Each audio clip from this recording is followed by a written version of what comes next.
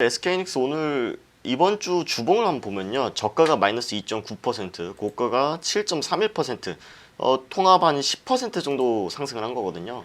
웬만한 개별주들, 지금 시장에서 개별주들보다 훨씬 더 수익이 좀 높지 않을까라고 볼 수가 있을 것 같은데, 제가 SK하이닉스 특징주로 가져온 이유는 우리가 시장에서도 같이 한번 보자라는 이유에서 좀 가져왔습니다. 저는 SK하이닉스의 주봉 차트를 보면요, 시장이 어느 정도 바닥을 다졌다라는 부분에 대해서 확신을 하는 이유입니다.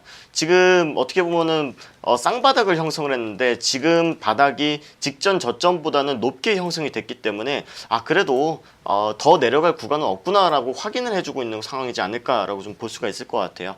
그래서 이 SK하이닉스 같은 경우는 일단 단기적으로 한 7만 7천 원까지는 좀 열려있다라고 좀 봐야 될 것 같고, 지금 이슈가 되고 있는 게 뭐 애국 테마주들 많이 들어보셨을 텐데, 왜 이런 것들이 발생이 되냐, 우리나라가 일본에게 좀 의존하고 있는 소재들이 많지 않습니까? 그러다 보니까 얼마 전에 또 삼성전자나 SK하이닉스가 낸드 플래시에 대한 감산에 대한 부분들 거론을 했습니다. 한마디로 감산을 하게 된다는 것은, 지금 내가 100을 만들 수 있었는데 일본 때문에 내가 50만 만들겠다 또는 30만 만들겠다라고 발표를 한 건데요.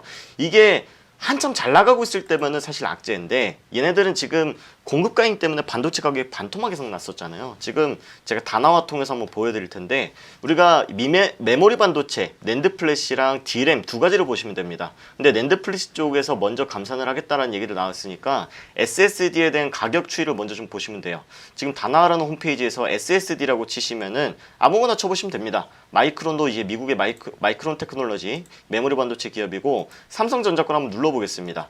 삼성전자의 이 낸드 플래시 가격 추이를 12개월 동안의 가격 추이를 보면요, 2018년에 14만 원 하던 게 지금 7만 9천 원까지 떨어졌잖아요. 그러니까 얘네들이 너무 가지고 있던 재고 물량이 너무 많고 수요가 폭발적으로 증가하지 않으니까 가격, 희소성이 많이 떨어졌다라는 거예요. 그러면은 지금 이제 감산을 하게 되면은 재고가 줄어들기만 하고 새로 만들어지는 건 없기 때문에 희소성이 다시 늘어나서 낸드 플래시에 대한 가격이 늘어날 수밖에 없고, 그렇다면은 메모리 반도체 기업에 대한 실적 개선이 가능하지 않을까라는 그런 기대감들이 좀 반영이 되고 있는 거거든요. 그래서 지금 메모리 반도체는 낸드 플래시뿐만 아니라 D램 같은 경우에도 기술적 반등이 나타날 수밖에 없는 구간이기 때문에 아무래도 주가 상승에도 긍정적인 역할을 좀 주지 않을까라는 말씀을 좀 드리도록 하겠습니다. 네, 그렇다면 SK하이닉스 7만 7천 원까지 열려있다라고 하셨으니까 예. 지금 뭐 적어도 오늘 종가 정도에 담아보는 거 괜찮을까요?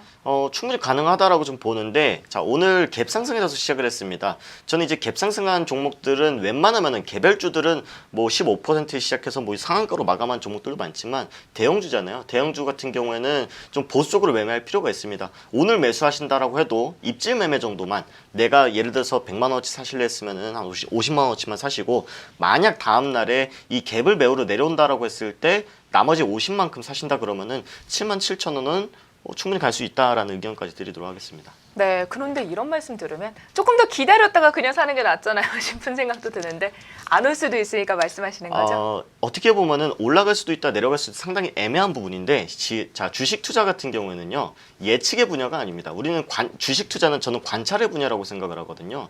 그러니까 우리는 정말 점쟁이가 아니기 때문에 내일 올라가냐 내려가냐 이런 홀짝 게임을 하는 게 아니라, 만약에 내려갔을 때 거기서 어떻게 대응을 하냐, 대응의 영역이 중요하다 생각하기 때문에 저는 위에 둘 다 열어두는 거, 한마디로 우리가 선물하시는 분들 해지 전략이라 그러거든요. 그러니까 올라가는 거에 또 배팅하고 내려갔을 때도 수익을 먹을 수 있는 해지 전략이라 그러는데, 이것도 마찬가지로 분할 매수를 통해서 해지 전략을 두시는 게 좋지 않을까, 이렇게 말씀드릴게요.